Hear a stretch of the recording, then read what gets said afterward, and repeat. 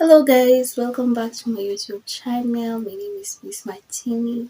Kindly, if you're new here, kindly subscribe. If you've not subscribed, like, share with your friends, your family, your colleagues, anybody.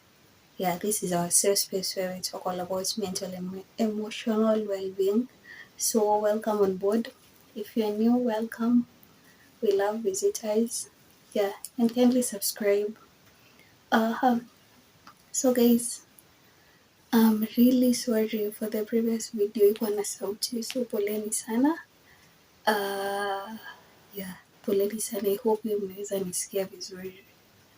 Hii ingine, yeah, poleni iko na sauti, but atakaye na sauti niliona bado feedback. So thank you so much. Thank you for the comments. Thank you for the likes, for the views.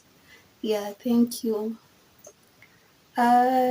On today's topic, on today's video, we're talking about the 4 attachment styles.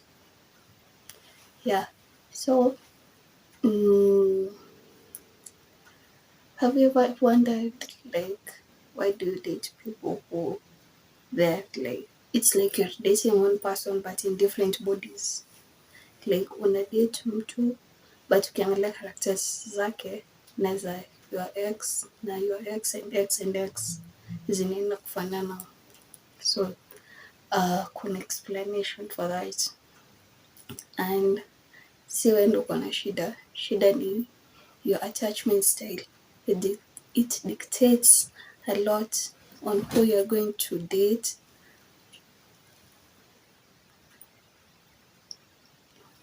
Yeah, on who you're going to date. So today we are going to discuss the 4 attachment styles. So it's on one, secure attachment style, avoidant attachment style, anxious attachment style, and fearful attachment style. Pia inaitwa anxious avoidant attachment style, na tutakuwa tukipitia zote. Nitawapatia scenarios, different scenarios ndio mwelewe. Nitawapatia characteristics za kila attachment style ndio mwelewe. So yeah, acha tuanze.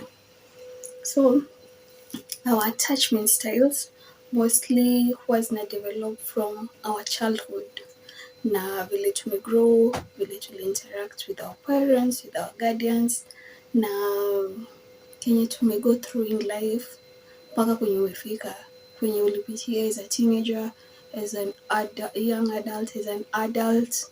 Yeah, so our attachment styles huwa zina vary na huwa zina depend mostly on that na vile na kenye tumepitia hadi in our previous relationships.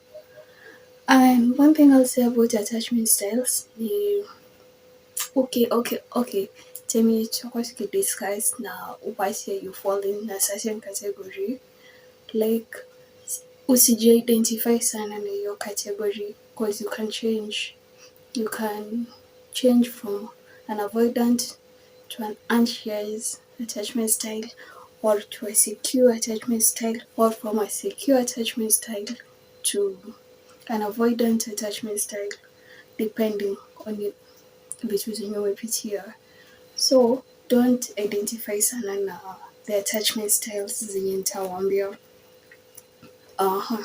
So wacha tuanze. Ya kwanza yenye tunaenda kudiscuss ni secure. Secure attachment style ni, wacha niseme kwa hizo attachment styles zote, hiyo ndo mzuri. Hizo zingine ni kind of bad, but yeah, like secure attachment style ndo mzuri, ndo tasema nini, ndo yeah, a healthy person in a relationship wanafaa kuwa na secure attachment style. So one of the characteristics of a secure attachment style, ama mtu mwenye ako na a secure attachment style, au watu they don't need validation from anyone. Like wanakwanga wamejitambua, like wanakwanga wamejijua, they are self-aware, wanajua, like they are so confident in themselves.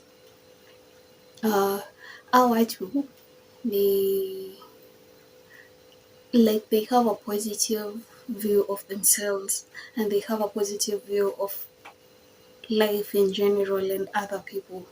These people, another characteristic is that they have low anxiety and low emotional avoidance. So hao watu ni watu wenye watajiongea, like kama umewakosea watakuambia baby, hapa na hapa hujafanya poa, ama hapa na hapa haijanifurahisha. Like ni watu wenye wako able kuexpress their emotions in a way yenye utaelewa na utafeel attacked. Like ni watu wenye wanaweza like wakiwa kwa relationship wanaweza jiongea, vile tumesema wanaweza jiongea and all that. So a secure person are wanakuanga comfortable expressing their emotions, and these people like si wale watu wenye watakuforce like maybe mko na issue then ako wako like we need to solve this. So point yao ikuangi kusolve issue, anatakanga kwanza kujua like hiyo issue imetoka wapi, anatakanga kujua the root cause of that issue. Like time yenye uko na insecurities, hizo insecurities zimetoka wapi, mbona uko na hizo insecurities na mbona una feel hivyo at a particular time. Yeah, so that is a secure person. Then we move to a dismissive avoidant person or an avoidant attachment style. Yeah, so these people, most people fall in this category. Like survey yenye walifanya walikuwa wanasema most men fall in this category. So hapa unakutanga mtu they avoid their emotions. Like mtu, yes, they want intimacy but they avoid emotions. Hao watu, just like the secure people, they don't need validation from anyone. Like wanakuanga wamejitambua na wanakuanga wamejibeba side kind of independent, chanieke in quotes, juu we need each other, ndo maana nimeiweka in quotes ya independent. So wanajuananga like they're really independent, they can do anything by themselves, which is not bad, but like wakiingia kwa relationship wanaonanga it's a liability.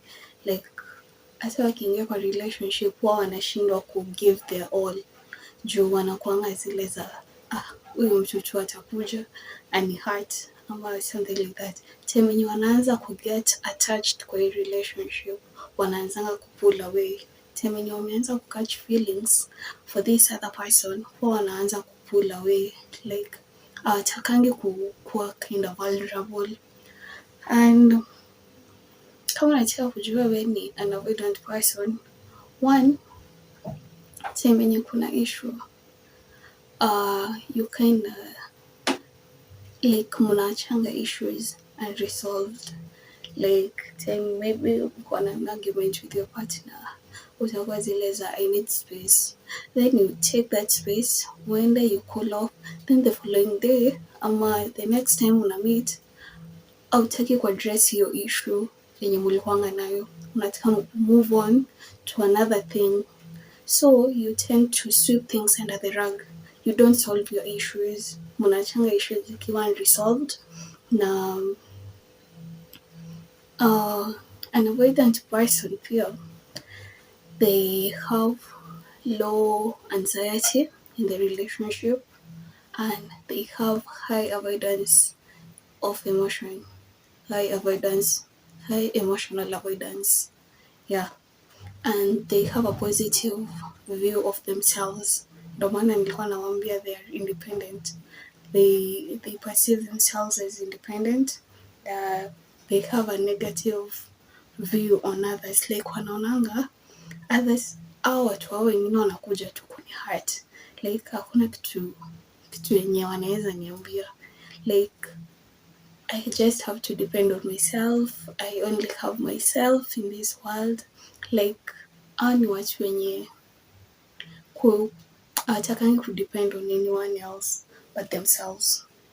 So yeah, that's an avoidant person. Another thing is wakiingia kwa relationship at first wanakwanga really comfortable, like watajiexpress, hawatakuwa really vulnerable but watakuwa that perfect partner until a certain point yenye itafika waanze kuget attached na waanze kupull away. So unakuta temenye sa mmeanza mmeshaingia na relationship, mmeanza kuinteract vizuri and all that, anaanza kupull away. So hivyo ndo anakwanga, that's an avoidant person for you. Another thing about an avoidant person, I think nimeshawambia everything. They tend to build a wall. Like ni watu wenyewe hawatakangi usaidizi. Like ni rare sana upatia an avoidant person kuja kukuomba usaidizi. Like wanatakanga, especially if you're their partner, come na date maybe, or you're married or something like that, unakutanga that an avoidant person ata pull away temenye akona shida, temenye maybe ana go through something, ata pull away aende solve issue yake alafu arudi baadaye. So that's an avoidant person. Kama ume experience such a thing with a person or your partner, you're dealing with an avoidant partner. So we move forward to our next the other one is an anxious attachment. Mtu mwenye akona anxious attachment style, one thing about them is that they need a lot of validation, they need a lot of reassurance. These people, like, one thing about them ni hawezi kaa single. Hawapendi kukuwa single. And like the avoidant person mwenye akiwa kwa relationship anaona ikiwa liability, so mwenye ametoka kwa relationship anaona kaa ni relief. Huyu sasa anaona sasa kuwa single ni liability na kuingia kwa relationship ni kind of relief. Juu atakuwa na mtu mwenye hapo hivyo ako anamuassure and all that. Another thing is these people with this anxiety kind of attachment style, wakiwa kwa relationship wanakuanga anxious, as the word, as the as the title suggests, like wanakuanga really anxious. So wanakuanga zile za, does this person really like me? Does he really love me? Like, does my partner really love me? So unakutanga in a relationship wanashindanga tu wakijiuliza tu maswali nyingi, like ni kama wana overthink, but hiyo hata ni more than overthinking because they're really anxious. Hawako sure kama huyo mtu mwenye wako na yeye anampenda, hawajui kama, like hawako sure. Na ukiwa na such a person, they really need a lot of validation, vile tu nimesema hapo hivyo nikianza. Another thing is that these people, they have kama ni high moments, it is super high moments. Like wakiamua kujibamba, wakiamua kukuwa happy, inaenanga high kabisa. Then venye wako low, inaenanga really low, super low kabisa. So they have really high moments and really low moments. That's an anxious person for you. Another thing is that they have a negative view of themselves and they have a positive view of others. So unakutanga they really depend on others for validation, because unaona they have a negative view of themselves. So unakutanga they really need a person mwenye atafanya wa feel vizuri about themselves because they have a negative view of themselves. Another thing is they have self-esteem issues. Sometimes some of them have self-esteem issues. Another thing is that they appear as clingy. Huwa like ukidate mtu kama huyo huwa ana come out as really clingy or desperate or something like that. Another thing about these people is that they are fixers. Like unaonanga wao wenye wanaitangwa Bob the Builder, wenye unasikianga mtu mostly I think inakuanga ladies. Mtu amemwambia vizuri sana like I'm not really good at this and this and this kwa relationship, and ako tu hapo hivyo, we can fix it, I know I can fix him or something like that. So like that's another sign of a person with an anxiety attachment style, like they're always fixers. Another thing is that at first they can compromise their boundaries, they can compromise their opinions, they can compromise their what? Like they can compromise a lot to keep a person that they like. Like maybe wameenda amejuana na mtu alafu ameenda amejua huyo msee anapenda maybe anapenda football, acha tumie football, anapenda football na yeye hapendi football, like utakuta ata compromise boundaries zake, ata compromise vitu zenye she's standing for, he's standing for to accommodate this other person. That's an anxious person. Another thing is that they're chasers. Like these people huwa wanapenda kuchase sana, like juu wanataka mtu wa kumvalidate, they chase a lot, na like wakipata an avoidant person, like unajua huyo ndo atampatia the challenge ya kumchase, juu watu wa avoidant, juu wako kind of avoidant, so atatake hiyo kama challenge, so atataka kumchase. So unakutanga an anxious person anafuatana sana na an avoidant person. Another thing is that once wako kwa relationship, they can't imagine themselves without that person, without their partner, na kila time tu anakuanga zile zake utaniacha or something like that, wanajaribu kuku guilt trip ndo usiwache or something like that. Yeah. Another thing is that they do a lot of self-sabotaging, and they also project a lot of the insecurities to you as their partner. So time wenye una date an anxious person, kama kuna insecurity, atakuja kuiproject kwako wewe kama partner wake. Yeah. Another thing is that watu, unlike the avoidant person, mwenye kama kuna issue atataka kwanza text time yake, then mkuja msolve baadaye, ama hata achane nayo iende unresolved. These people wanatakanga kusolve issue then there and then, like sahi tumekosana nini ndo shida, nataka tu solve saizi to move on to another thing. So hivyo tu ndo wanakuanga the anxious person.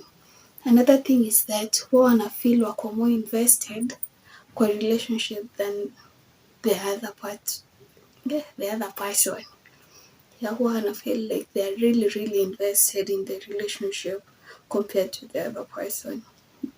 And that's an anxious person for you. They have low emotional what? Avoidance. They have low emotional avoidance because they speak their mind. Kama umeumiza watakwambia as it is, au huwa wakufichi. And like the avoidant people, wenye like time wenye umemkosea, they will pull away. Badala wakuambie kenye umefanya, they will tend to pull away or give you a silent treatment, kitu hiyo. So these people, they have low emotional avoidance, but they have high anxiety. And the last one is fearful attachment, or commonly known as the anxious avoidant people. So the anxious avoidant people, on what would they have a negative view of themselves, they have a negative view of others. So they don't trust themselves, they don't trust others, they don't like themselves, they don't like others. These people, like, wanataka intimacy, but they fear a lot. Yes, anataka intimacy, but ako kind of anxious, ako avoidant, like ni combination ya hizo mbili. Another thing about these people, they have high emotional avoidance, vile tu nimesema, and they have high anxiety. Like wanaonanga like no one can love them, hivyo ndo kuwa wana feel most of the time, like no one can love them, wana feel undeserving of someone's love.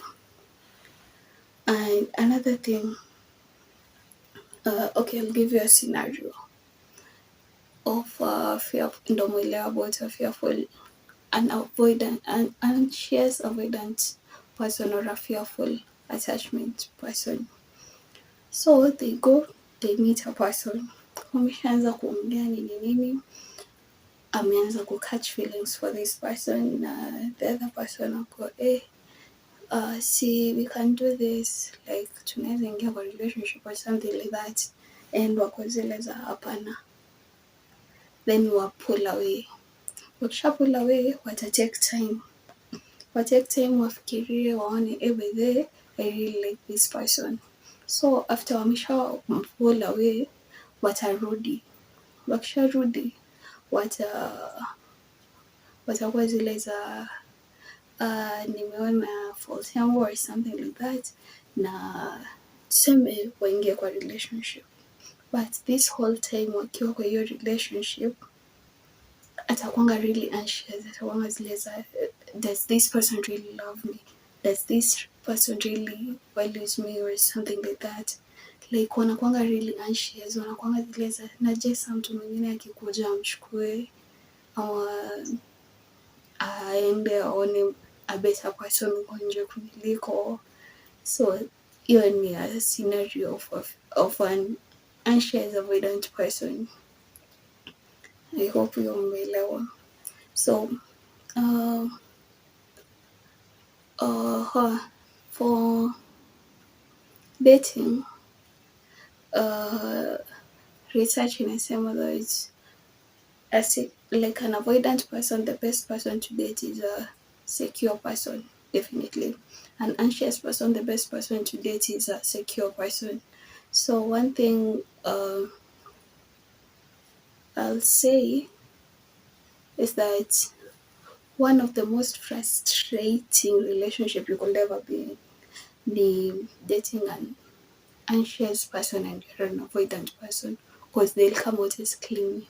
Watakuanga tu hapa hivi tu kosa yako, like to have an example of mimi. So for the longest time I've been an avoidant person. Nimekuwa na avoidant attachment style. So mimi ilikuanga unataka kwenda sawa, basi weenda, ni sawa na maisha inaendelea. So na vile tu nimesema, you can always change from one attachment style to another. So after kukuwa an avoidant, nimekuwa hapo hivyo for so long, I come and meet this person who is secure. So I date them, and juu wako secure, akafanya ni feel secure, like emotions zangu ziko validated hapa and all that. So hadi time yenye tuliachana, nilikuanga zile za I think nafaa kuchange. So kwa hiyo harakati ya kuanza kuchange nini and trying to kujua kenye na feel and knowing my emotions and all that, na kujaribu kujiexpress, So nilitoka from an avoidant attachment style to an anxiety attachment style. So I came nikadate tena mtu mwingine. Now this person alikuwanga an avoidant person, and it was so frustrating, I won't lie. It was so frustrating dating this person juu unaona ako hapo hivyo, ako emotionally unavailable and all that, ako inconsistent na vile tu nimewambia about an anxious attachment, anakuanga tu hapo hivyo tu kwa uso yako. Like nilikuanga tu hapo hivyo tu na text time yenye maybe anahitaji space, niko zile za kwani uliniacha na hujaniambia. And nilikuwa really insecure, nilikuwanga tu kila saa tu niko zile huyu mtu kweli ananipenda, huyu mtu kweli, ama mi ni rebound kwa hii relationship, ama mi ni like siwezi,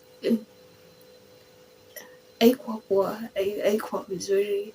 I'll just say that haikuwa mzuri. So dating an anxious person na when avoidant person, like inakuanga really frustrating and vice versa.